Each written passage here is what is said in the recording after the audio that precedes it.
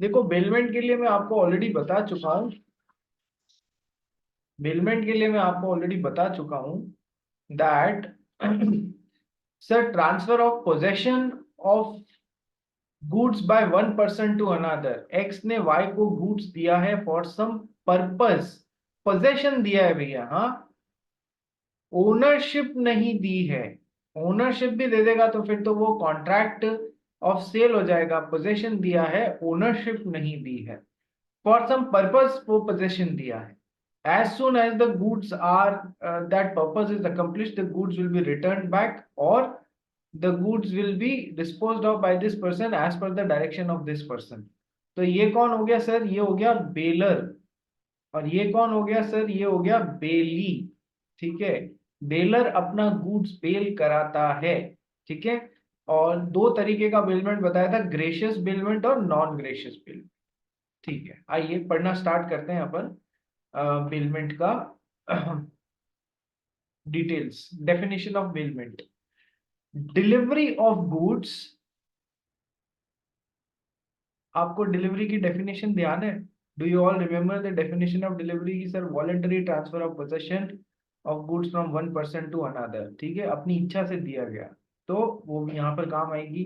Delivery of goods by one person to another for some purpose. ठीक है, highlight किए भी जो बातें हैं, डिलीवरी ऑफ गुड्स। बेलमेंट हमेशा मूवेबल आइटम का ही होता है। कल बताया था आपको कि सर बेलमेंट और प्लेज ये मूवेबल आइटम का होता है, और जो मॉर्टगेज है वो इमूवेबल आइटम का होता है। कल बताया था, है ना? मॉर्टगेज भी गिरवी रखना होता है, पर वो इमूवेबल आइटम के कंटेक्स्ट में काम लिया जाता है। ठीक है, आइए। सो delivery of goods by one person to another for some purpose upon a contract that the goods shall, when the purpose is accomplished, be returned or disposed of according to the directions of the person delivering them. So, delivery of goods by one person to another for some purpose. Hello.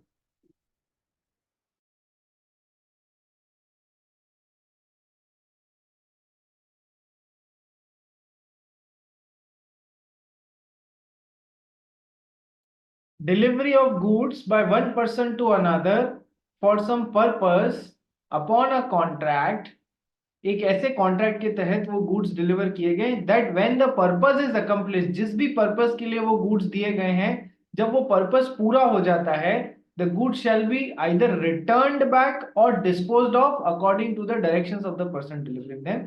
This is the definition of bailment. क्या इसमें किसी को कोई problem है? ना, कोई problem नहीं है। ठीक है, example of bailment, sir tailor को अपन ने कपड़ा सिलने को दिया, गोल्ड स्मिथ को अपन ने अपना गोल्ड दिया कि इसमें से ऑर्नामेंट्स बना दे, कार अपन ने दी गैराज में मैकेनिक को कि भैया रिपेयर कर दे, कार अपन ने रेंटल पे उठाई। ठीक है, सेल्फ ड्राइविंग कार अपन ने रेंटल पे उठाई। ठीक है, जब वो घूम के आने का पर्पस पूरा हो जाएगा 2 दिन का, तो अपन उस कार को रिटर्न कर देंगे। गैराज में जब कार रिपेयर हो जाएगी तो वो पैसे लेके रिटर्न कर देगा। गोल्डस्मिथ ने जब उस गोल्ड से ऑर्नामेंट्स बना लिए तो वो रिटर्न कर देगा। टेलर ने जब उसमें से कपड़ा सिल दिया, चार्जेस वगैरह लेके वो रिटर्न कर देगा।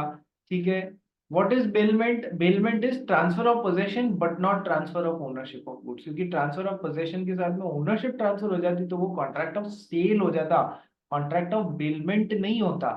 ठीक है, हुआ द पार्टीज टू बेलमेंट कि sir bailor and bailee. Bailor कौन? Person delivering the goods. Bailee कौन? Person to whom the goods are delivered for any purpose। ठीक है, bailor and bailee. Let's come to the essential elements of a contract of bailment कि sir bailment की जरूरी बातें क्या क्या होती हैं। Daksh Agarwal, yes sir. अरे कहाँ चला गया दक्ष अग्रवाल? सर आवाज आ रही है। आवाज ही नहीं आ रही है यार तेरी तो। सर अब आ रही है। नहीं, बिल्कुल नहीं आ रही है। करण फारिया जी, आप एक बार बोल के बताइए, आवाज आ रही है क्या? हेलो। हरी आवाज। एक minute, there is some problem from my end, just a second.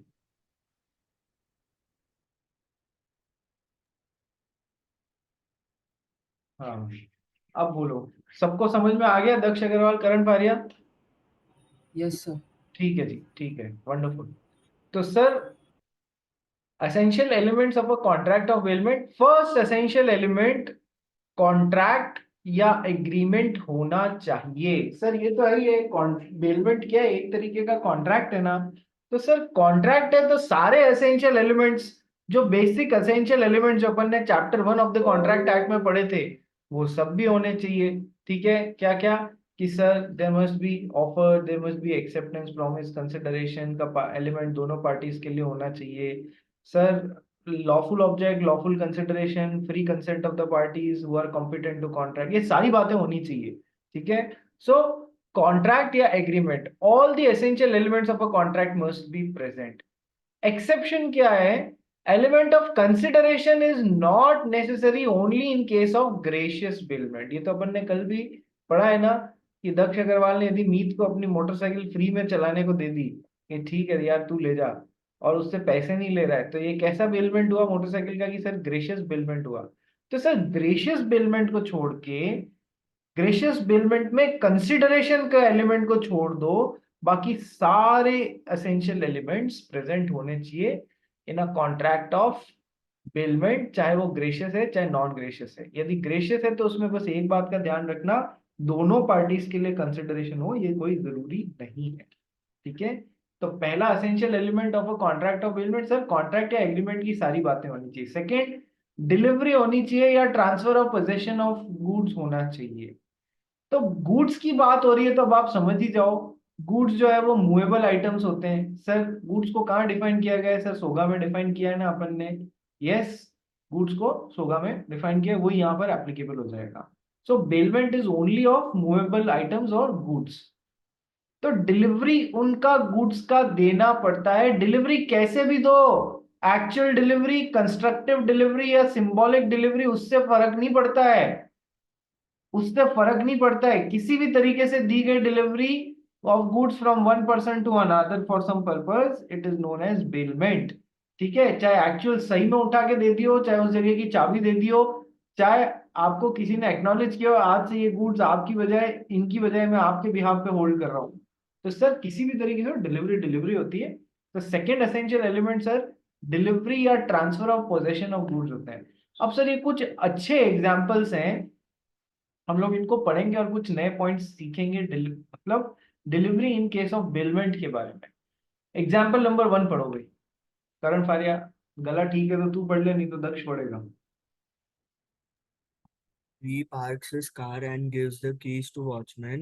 This is a bailment due to symbolic delivery, but if V keeps the keys with himself, it will not be bailment. देखो, एक parking है, उसमें we ने अपनी car park करी, ठीक है, और उसकी चाबी वॉचमैन को दे दी।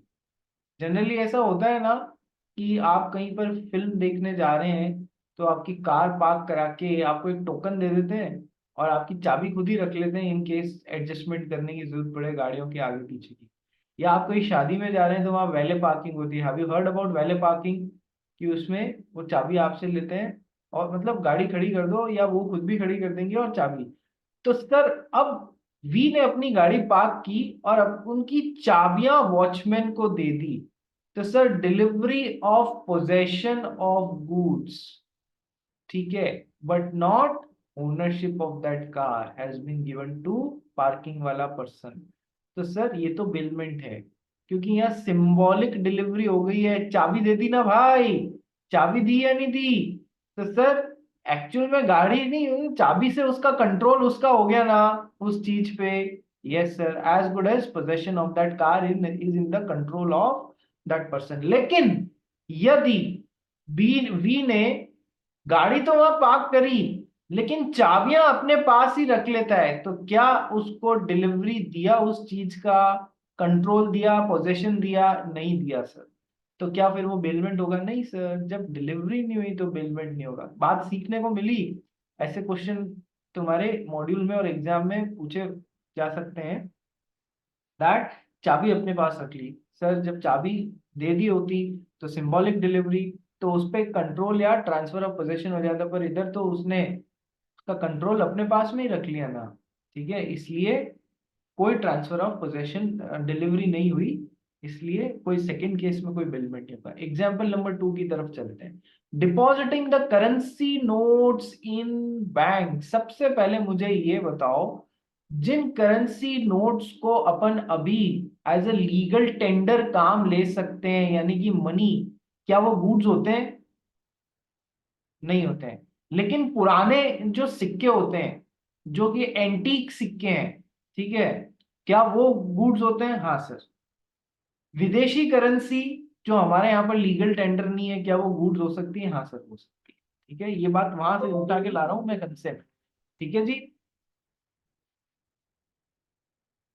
तो it is depositing the currency notes in a bank. Sir, it is not a bailment, as currency notes और moneys are not goods as per sale of goods act also. अच्छा, ये तो हो गया एक रीजन कि सर आपने bank में पैसे डिपॉजिट कराए, बाद में आप बैंक से पैसे लोगे भी। ठीक है, पहली बात तो करेंसी नोट गुड्स नहीं होते हैं, हम तो कहते हैं कि बेलमेंट केवल गुड्स का हो सकता है, इसलिए ये कोई बेलमेंट नहीं है। दूसरी बात, सर नॉर्मल केसेस में, नॉर्मल बेलमेंट में क्या होता है कि सर एक्स ने वाई को जो मोटरसाइकिल दी है, वही मोटरसाइकिल तो वो वापस मिलेगी उसको under the contract of bailment. कोई ये उठा के दूसरी मोटरसाइकिल थोड़ी दे देगा इसको। तो सर जो नोट्स आपने बैंक में डिपॉजिट कराए, क्या ऐसा होता है क्या कि वही नोट आपने 5,000 रुपए डिपॉजिट कराए, 500-500 रुपए के 10 नोट्स, ठीक है, और वही नोट थोड़ी ना बैंक आपको वापस देगा, वो तो कोई भी डिनोमिनेशन में कोई भी दूसरे नंबर के नोट्स आपको दे सकता है। ठीक है, तो जब ऐसा नहीं है, बेलमेंट की तो रिक्वायरमेंट वही है कि वही गुड्स वापस रिटर्न होने चाहिए। क्या यहाँ पर वो होता है बैंक से जब अपन वैसे वापस पैसे निकालते? नहीं सर। तो सर इसलिए भी ये बेलमेंट नहीं है। Also same currency notes are not return to the depositor by the bank. Got the point? Clear? Example number 3 पर, कीपिंग ऑफ ऑर्नामेंट्स और valuables in a bank locker. पढ़ो भाई। It is not a bailment as there is no transfer of possession, delivery of ornaments or valuables. Where a person is in custody without possession, he does not become a bailee. ठीक है, custody तो है bank के पास में, लेकिन उनके ऊपर control या पोजेशन नहीं है। कस्टडी तो है, लेकिन कंट्रोल या पोजेशन नहीं है। दक्ष अग्रवाल क्या हो गया? कोई किसी से झगड़ा वगड़ा करके बैठा है क्या? नहीं सर। तो नहीं। फिर ऐसा है ना, उदास मुंह लेके बैठा है, जैसे किसी ने या तो आज खेलते हुए ठोक दिया हो तेरे को, या फिर खेलने जाने नहीं मिला हो। हम्म। नहीं। सर अब मैं अपने मुंह से कैसे बुलाऊं, अलग से बात करेंगे। चलिए। So where a person is in custody without possession, he does not become a bailee, he does not become a bailee. एक और एग्जांपल लेता हूं। मान लो हमारी महक काबरा है, ठीक है। काबरा जी बड़े शकी मिजाज के पर्सन है, या जिसको कह लो कि है ना, बहुत ज्यादा वो कहते हैं ना, चीजों को देखती परखती हैं। तो काबरा जी ने क्या किया, पुराना गोल्ड है वो लेके गई एक गोल्ड स्मिथ के पास में, एक डब्बे में लेके गई। ठीक है, चाबी वाला डब्बा था जिसमें चाबी लगती थी। ओके सर, उसको दिया, बोला मेरे को इसमें से हार बना के दे। तो हार कोई एक दिन में या 2 घंटे में तो बनता नहीं है। सोने के हार पे मेकिंग चार्जेस बहुत ज्यादा होते हैं। क्यों ज्यादा होते हैं? क्योंकि उस पे बहुत बारीकी से धीमे धीमे अच्छे से काम करना पड़ता है, बहुत लेबर लगती है उसमें। तो सर इन्होंने अरेंजमेंट क्या किया, गोल्डस्मिथ ने और महक काबरा ने, कि मैं वहां पर पूरे दिन बैठूंगी, आप मेरे सामने मेरे गोल्ड से बनाएंगे, शाम को मैं आप इस डब्बे में वो गोल्ड, जैसे ही उस दिन का काम फिनिश हुआ आप इस डब्बे में डालेंगे, मैं इस पे ताला लगाऊंगी, जिसकी चाबी मेरे पास में ही रहेगी। अगले दिन मैं सवेरे आऊंगी, ताला खोलूंगी, आपको गोल्ड दूंगी। मैं काबरा ने ये अरेंजमेंट किया गोल्ड स्मिथ के साथ में। तो अब बताओ, क्या ये गोल्ड का बेलमेंट हुआ या नहीं हुआ? सर बहुत क्लियर है, ऊपर वाले जो एग्जांपल्स अपन ने पढ़ा है, कि सर कस्टडी में भले ही ये डब्बा गोल्डस्मिथ के कस्टडी में पड़ा है, बट क्या आपने उसको इसका पोजेशन दिया है इस गोल्ड का? नहीं सर, उस पोजेशन का कंट्रोल आपने अपने खुद के पास में ही रख लिया है।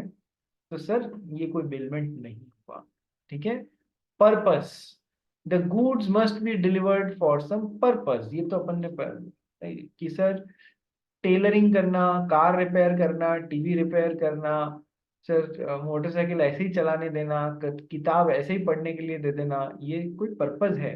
ठीक है, तो अभी तक 3 एसेंशियल एलिमेंट्स पढ़े सर, कॉन्ट्रैक्ट, डिलीवरी या transfer of possession, not merely custody but transfer of possession, possession में कहीं ना कहीं कंट्रोल भी आ जाता है। ठीक है, purpose, the goods must be delivered for some purpose. Fourth, return of goods, return of goods.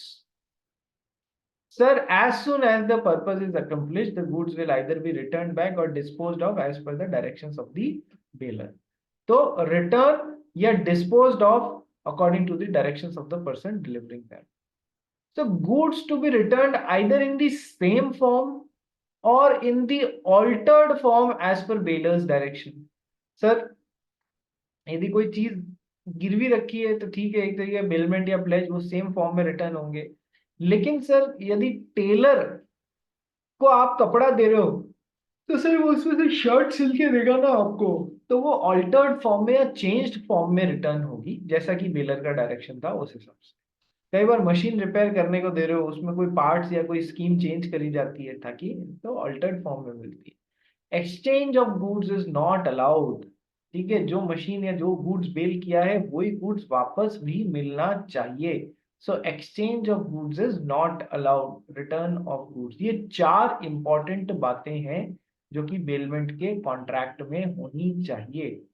ठीक है, agreement, delivery of goods for some purpose and return of goods. ठीक है जी, चलिए आते हैं next, types of bailment. Sir types of bailment 2 तरीके से कैटेगराइज किए हैं, एक तो किसको बेनिफिट मिल रहा है उस बेसिस पे, और एक कि सर दो मतलब ग्रेशियस है या नॉन ग्रेशियस है, कि एक को ही मिल रहा है या दोनों को बेनिफिट मिल रहा है उस बेसिस पे। ये कल चार्ट में भी देखा था अपन ने, आइए पढ़ते हैं और फिनिश करते हैं। On the basis of reward, कि sir both the parties are getting some consideration or some benefit, it is a non gracious bailment। एक को कपड़ा सिला हुआ मिल रहा है, दूसरे को टेलरिंग चार्जेस मिल रहा है। Gracious bailment, free of charge bailment. Sir मैंने मेरी फ्रेंड को ऐसे ही अपनी मोटरसाइकिल दे दी 2 दिन चलाने को, या ऐसे ही अपनी किताब दे दी 2 दिन पढ़ने को, तो this is gracious bailment. And non gracious bailment ये तो आता है। Types of bailment on the basis of benefit, sir केवल बेलर का बेनिफिट, केवल बेली का बेनिफिट, या दोनों का बेनिफिट। ठीक है, तो for exclusive benefit of bailor, giving valuables for safe custody to neighbour without charge. जो बेलर है केवल उसके फायदे के लिए चार्ज हो रही है। मैं 10 दिन के लिए बाहर जा रहा हूँ फॉर एग्जाम्पल, और मैंने अपने जो वैल्यूएबल्स हैं, घर के जितने भी सोने वोने के गहने हैं, हार है, वो पड़ोस में दे दिए कि भैया 10 दिन तक आऊंगा, जितने आप संभाल के रख लेना। तो ये क्या है, giving valuables for safe custody to neighbour without charge. ये किसके बेनिफिट के लिए हो रहा है, बेलर के बेनिफिट के लिए हो रहा है, इसमें कोई पड़ोसी का बेनिफिट थोड़ी है रे। ठीक है, second, for the exclusive benefit of belly. Sir मेरे फ्रेंड पुणे से मुंबई आए थे, उनको कार की जरूरत थी, मैंने मेरी कार दे दी, 2 दिन चला लो यार, कहाँ किराए वगैरह पे लोगे, कोई चार्ज थोड़ी ले रहा हूँ आपसे। तो उसमें exclusive benefit of the bailee है। ठीक है जी, and for mutual benefit of bailor and bailee. ठीक है, दोनों का फायदा है, गिविंग ऑफ कार और लैपटॉप फॉर रिपेयर। ठीक है, तो इस तरीके से टाइप्स ऑफ बेलमेंट 2 तरीके से कैटेगराइज किया जा सकता है। अब अपन आ जाते हैं duties and rights of bailor and bailee पे। ये 4 चीजें होंगी, duties and rights of bailor and bailee पे। तो सबसे पहले पढ़ते हैं ड्यूटीज ऑफ बेलर, जो अपना गुड्स दूसरे को बेल करा रहा है। ड्यूटीज ऑफ बेलर, ठीक है, क्या बेल करा रहा है, आइए देखते हैं 1 सेकंड पे। नीव मुरार का, यस सर। लेट क्यों ज्वाइन करता है रे? है सर, वो टाइम पे ज्वाइन किया था। अच्छा, तो कौन आया, नेथन रिवेरियो आया बाद में? चलिए आ जाइए, ड्यूटीज ऑफ बेलर। सबसे पहली ड्यूटी है ऑफ द बेलर, जो अपना गुड्स दूसरे को दे रहा है, to disclose the faults in the goods bailed. ये बहुत इंपॉर्टेंट टॉपिक है और इसके इम्प्लीकेशंस भी इंपॉर्टेंट है, ध्यान रखना। एग्जाम में क्वेश्चन बना के पटक सकते हैं एग्जाम में इसमें से। To disclose the faults in the goods bailed, यदि आपने कोई माल किसी को दिया है, उसमें आपकी जानकारी में मतलब उसमें कोई फॉल्ट है, तो वो आपको सामने वाले को डिस्क्लोज करनी चाहिए। ड्यूटी है आपकी to disclose the faults in the goods bailed. ठीक है। अब ये ड्यूटी की जो वो होती है ना, थोड़ा सा पेनिट्रेशन अलग अलग लेवल पे है। In case if it is a gracious bailment and in case if it is a non gracious bailment. Duty तो है, लेकिन ड्यूटी का पेनिट्रेशन अलग लेवल पे है। ग्रेशियस और नॉन ग्रेशियस पे पढ़ते हैं और समझते हैं, लेकिन मेन बात क्या है, फर्स्ट ड्यूटी क्या है, duty of bailee to disclose the faults in the goods bailed. Car जो आप दे रहे हो अगले को चलाने के लिए, उसमें कोई खराबी है, तो क्या आपको सामने वाले को देने समय बताना नहीं चाहिए क्या कि इसके ब्रेक हल मतलब एकदम अच्छे से काम नहीं कर रहे हैं भैया, एकदम डिपेंडेंट होके नहीं, या फिर इसको ये 80 के ऊपर मत ले जाना नहीं तो ये इंजन बंद हो जाएगा। जो भी फॉल्ट्स हैं वो आपको बतानी चाहिए। आइए लेवल समझते हैं ग्रेशियस और नॉन ग्रेशियस में। पढ़ना चालू कर भाई। Bailor liable only for known faults in goods bailed of which he is aware. If If known if it is a gracious bailment जिसमें मैंने अपनी कार आपको चलाने के लिए दी, फ्री ऑफ कॉस्ट दे रहा हूं, तो कैसा बेलमेंट हुआ सर? ग्रेशियस बेलमेंट हुआ। तो मैं एज अ बेलर मेरे पे क्या रेस्पॉन्सिबिलिटी रहेगी? Only to disclose the known faults in the goods bailed. जो भी फॉल्ट्स मेरे को पता है ना, केवल वही फॉल्ट्स मुझे डिस्क्लोज करने का रिस्पॉन्सिबिलिटी है, ड्यूटी है। Baler is liable only for known faults in the goods belt of which he is aware, जिसके बारे में उसको पता है। आगे पढ़ भाई। if known faults not disclosed, bailor responsible for damage arising to bailee directly from such faults. Baler को पता था उसकी गाड़ी में ब्रेक ढंग से नहीं लग रहे हैं, ठीक है, लेकिन फिर भी उसने फ्री ऑफ कॉस्ट देते हुए भी इस बारे में सामने वाले को नहीं बताया कि यार ब्रेक ढंग से नहीं लग रहे हैं, तो bailor will be responsible for damage arising to bailee directly from such fault. उसको पता नहीं ब्रेक ढंग से नहीं लग रहे हैं, उसने बहुत जोर से कोशिश की ब्रेक लग जाए, लेकिन वो इतने अच्छे से नहीं लग रहे थे, तो उसके कारण बेली का हड्डी टूट गई, हॉस्पिटलाइजेशन हो गया। ठीक है।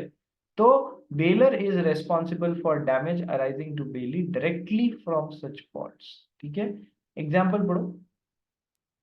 Lending unsound horse knowingly but graciously, rider injured, bailor responsible for damage.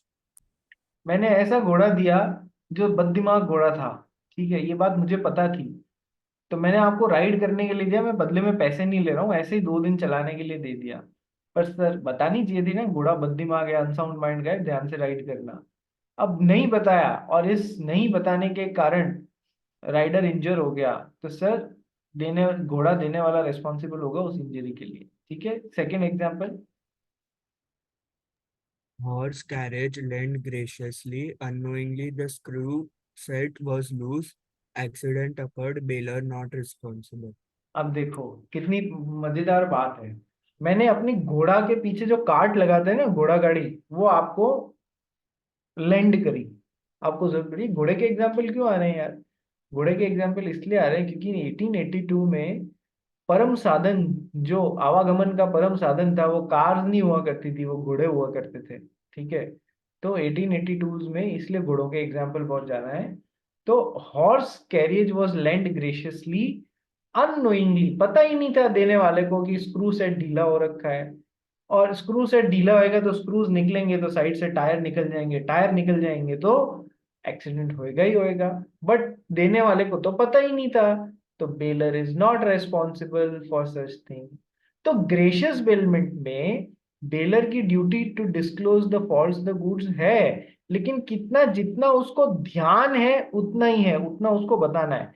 बाकी जिसको ध्यान नहीं है वो ग्रेशियस बेलमेंट में फर्क नहीं पड़ता है, आप नहीं भी बताओ तो। मतलब ये देखना काम नहीं है कि गुड्स जिस पर्पस के लिए दिए गए उसके लिए फिट होने चाहिए, ना ना ना ना। ये चीज एग्जैक्टली कहाँ आ जाएगी?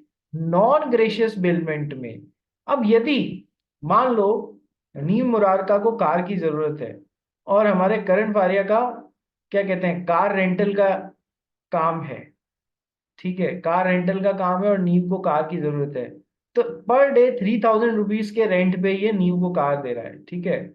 ये कैसा बेलमेंट हुआ सर? नॉन ग्रेशियस बेलमेंट हुआ जिसमें दोनों पार्टीज के लिए कुछ ना कुछ कंसिडरेशन है।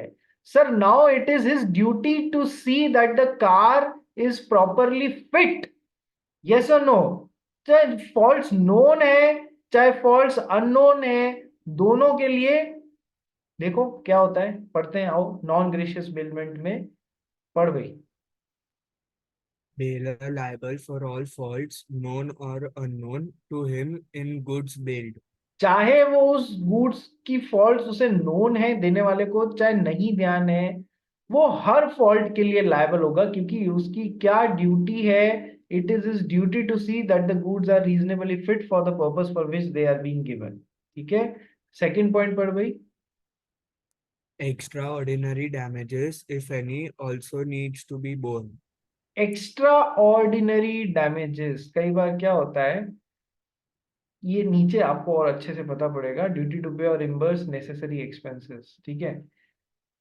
एक्स्ट्रा ऑर्डिनरी डैमेजेस भी पे करने पड़ेंगे। क्या होते हैं एक्स्ट्रा ऑर्डिनरी डैमेजेस, ये अपन पढ़ेंगे यहाँ पर, ठीक है। तो अभी के लिए ये याद रख लो, यदि नॉन ग्रेशियस बेलमेंट है तो बेलर की ड्यूटी है कि वो एक्स्ट्रा ऑर्डिनरी डैमेजेस भी बेयर विद करेगा। डैमेज जो सामने वाले को हो रहा है उन गुड्स के फॉल्टी होने के कारण, जो उसको ध्यान थे चाहे नहीं थे, इससे पता, इससे कोई सरोकार नहीं है, गुड्स फॉल्टी नहीं होने चाहिए, हमारी मेन बात ये है, ठीक है।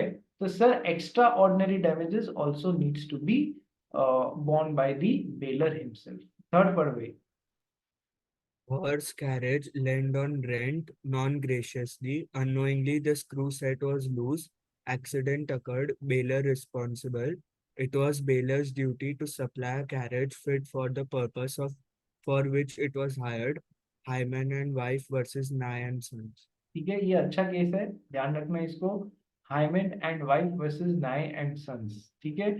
सर ऊपर भी यही एग्जांपल था, हॉर्स कैरियज को लेंट किया, स्क्रू सेट ढीला था, एक्सीडेंट हो गया, लेकिन उसके लिए बेलर रिस्पॉन्सिबल नहीं है क्योंकि सर एक तो ये ग्रेशियस बेलमेंट है, दूसरी बात ग्रेशियस में उसको वही फॉल्ट्स बतानी होती है जो नोन थी, अननोइंगली उसको पता ही नहीं था कि स्क्रू सेट ढीला है और वो इस कारण नुकसान हो गया, डैमेज हो गया।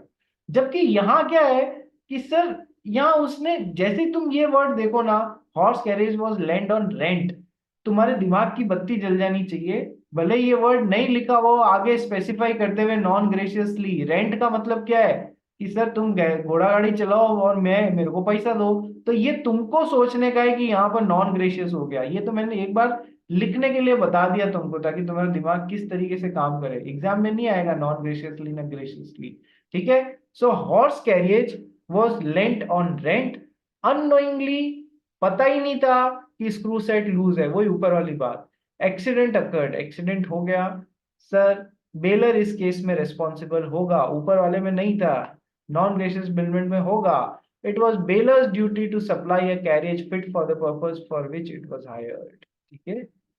हैमन and wife versus Nye and sons, ये बहुत बड़ा डिग्री ऑफ डिफरेंशिएशन है in gracious and non gracious bailment के केस में, फॉल्ट्स के केस में, ठीक है। Duty to disclose faults in goods.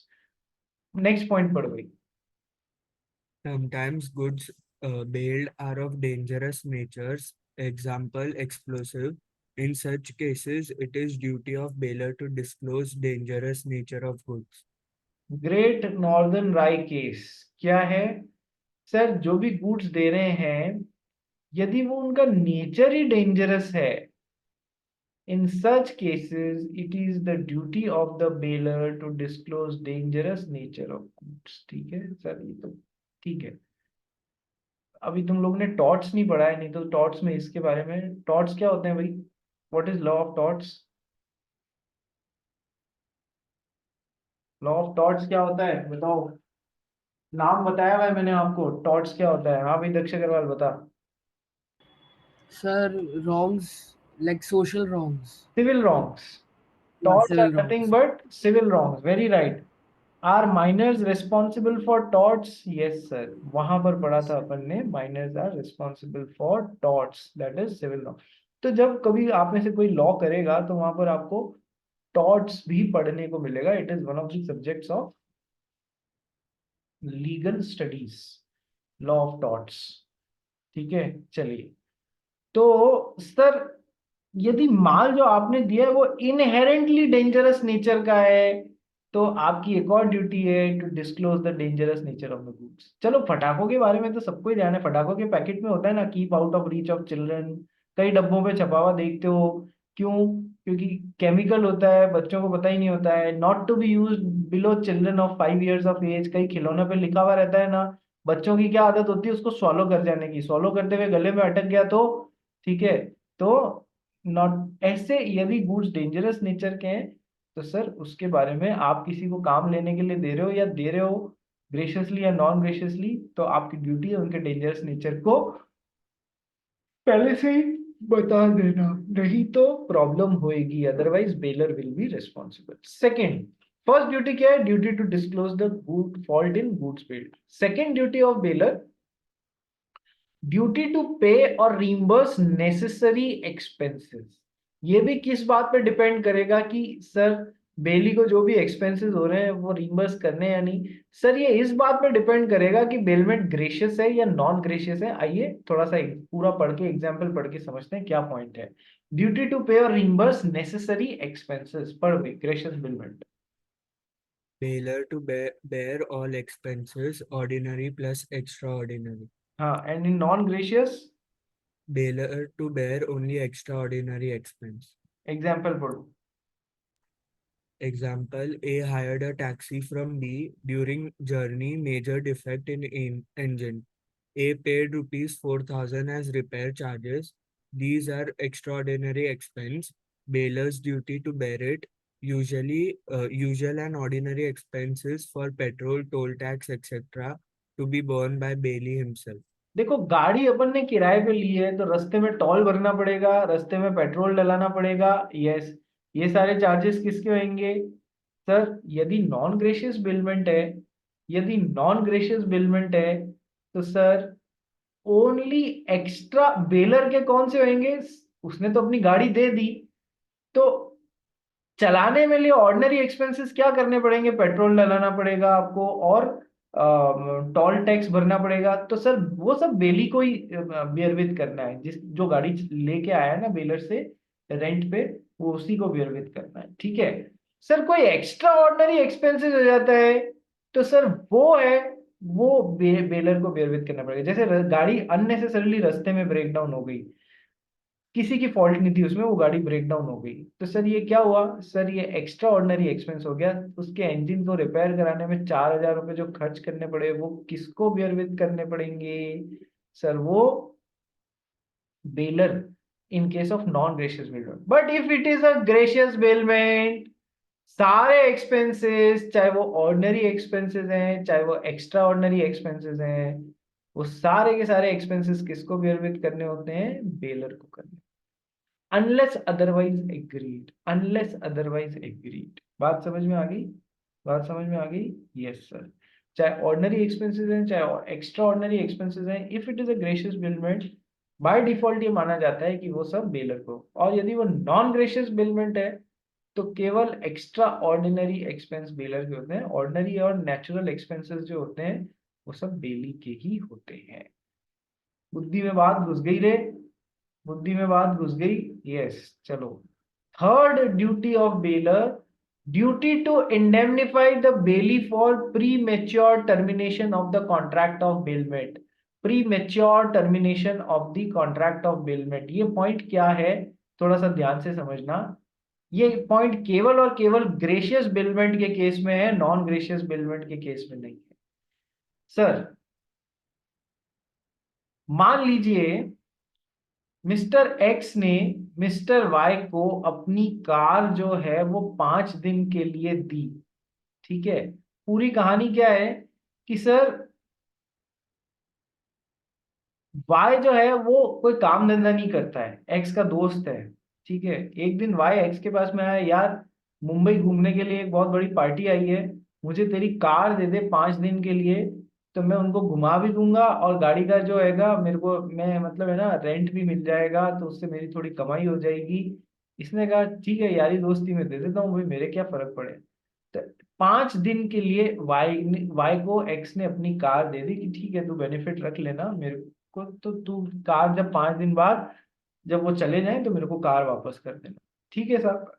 इसने क्या किया आगे, जो भी घूमने के लिए टूरिस्ट आए थे उनसे 1000 रुपीज पर डे का कार का रेंट तय कर लिया। 5 दिन का कितना हो गया, 5000 रुपये। ठीक है सर। अब क्या हुआ, आफ्टर द थर्ड डे, ये कैसा बिलमेंट हुआ एक्स और वाई के बीच में, ये ग्रेशियस बिलमेंट हो गया, क्योंकि एक्स तो यारी दोस्ती में कर रहा है ना, कुछ वापस पैसा थोड़ी ले रहा है उससे। ठीक है, उसने आगे कार को काम धंधे में लगा दिया, पर एक्स ने कैसा दिया, ग्रेशियस बिलमेंट किया या नहीं किया? हाँ सर, ठीक है। अब थर्ड डे क्या हुआ, सडनली एक्स की माताजी बहुत ज्यादा बीमार पड़ गए, उनको हॉस्पिटल ले जाने की जरूरत हो गई। हॉस्पिटल ले जाने के लिए किसकी जरूरत है, कि सर कार की जरूरत है।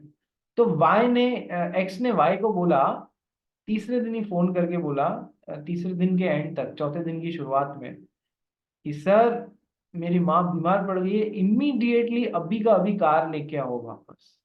यानी कि isn't it a premature termination of the bailment? premature termination of the bailment, yes or no? पहले से ही टूट गया ना, 5वें दिन खत्म होना था। प्रीमेच्योर, पहले से ही टूट गया, निश्चित दिन के पहले। ठीक है सर, तो it's a premature termination. Maturity तो 5वें दिन होती है इस कॉन्ट्रैक्ट की। तो सर प्रीमेच्योर टर्मिनेशन हुआ। अभी तक 3 दिन वाई ने टूरिस्ट को घुमा दिया, तो सर इसको बेनिफिट कितना मिला, सर 3000 रुपए का। अब टूरिस्ट ने ये बोला कि भाई अपनी बात 5 दिन की हुई थी भाई, ठीक है, आपने पूरे 5 दिन नहीं घुमाया हमको। ठीक है, तो इन्होंने कॉन्ट्रैक्ट में क्या डाला था, यदि तुमने पूरे 5 दिन सर्व नहीं किए तो तुम हमको 5000 रुपए का क्या दोगे, तुम हमको 4000 रुपए का डैमेज पे करो।